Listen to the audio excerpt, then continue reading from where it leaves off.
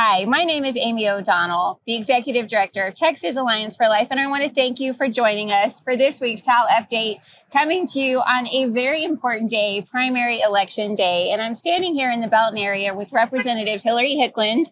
Thank you for joining me today. And it's an exciting day. It's a day where a lot of people like Representative Hickland have worked hard to get out the vote. And it just comes down to you, the voters, getting out, letting your voices be heard at the polls. And of course, for us at Texas Alliance for Life, our issue is life. And it's critically important that we see the best pro-life candidates elected today to move forward to the general election. And so, or voted in today to move forward to the general election. And so that being said, I'm here with one who's actually running unopposed. How does that feel? Oh, it's such a relief. I'm so grateful. Yeah. Honestly, it feels like a gift, and I'm thankful to the Lord for the reprieve this time around. But you know, we are going to have a real hustle in November, and so it's really important that right now for the primaries that we go in with the strongest candidates possible. Absolutely. And many of you know we've put together a list of who we believe to be the strongest pro-life candidates that you can find at prolifevoterguide.org. That's on our Texas Alliance for Life website at prolifevoterguide.org. And here in this area, while Representative Hickland might be running unopposed, some others representing this district are not. We know Congressman Carter is running against, 9 other candidates. Yeah. And so that's one we encourage you also to get out and vote for. But I've read some articles that talk about pro-lifers being a little bit demoralized in this primary election season because life hasn't been discussed as much at perhaps the State of the Union or in other messaging. Maybe they'd like to see more things progressing on the life side at the federal level. But what I say in response to that is life is always on the ballot. And the only way to shift the conversations that we're seeing is to vote in the best pro-life candidates. We're always one election away from losing our gains. We're always one election away from losing the ground that we've made in Texas to be the leading state in the nation at protecting life and supporting women and families. And so with that in mind, we're seeing record numbers of voters get out and vote in this midterm. So what would you say to encourage people who maybe just haven't gotten out there for some reason, why they need to do that today?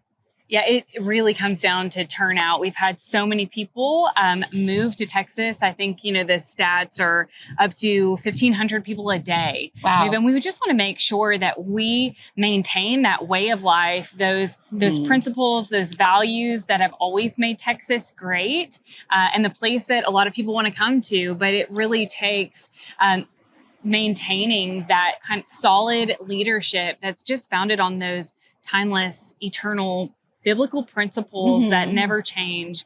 And so it's incredibly important, even if it's not, the number one issue on the ticket. You're right. We've had so many wonderful victories here recently in the state of Texas that we're so proud of, but there's always more work to do supporting women in those crisis pregnancy situations, supporting families who are choosing adoption or all of the alternatives. There's just always more to do.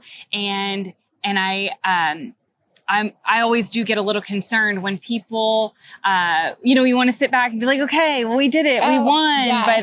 But it's really, I think about the parable that talks about, it was when the farmer was asleep that the enemy came and sowed the weeds among the wheat. And so we really can't let up, that we're always pushing forward, advancing those kingdom principles. And nothing is more crucial than life. Absolutely. And so, I agree. It's always on the ballot. It's always one of those determining factors of where these strong candidates are, because when it comes down to those issues, you've got to have representation that's always going to support life. Yes, and reasonably. And it's very important to say that there's a lot of people who don't fully understand where the laws fall regarding protecting life in Texas. And so I just want to say that life is protected from conception on, thanks to the Human Life Protection Act that passed in 2021. And we have added on enforcements to stop the illegal trafficking of chemical abortion drugs, thanks to HB 7 that added a civil enforcement mechanism and passed last session. And so when we say that life is protected from conception on, that means no legal abortions can take place in the state of Texas, except for those that are reported to protect a mother's life or health.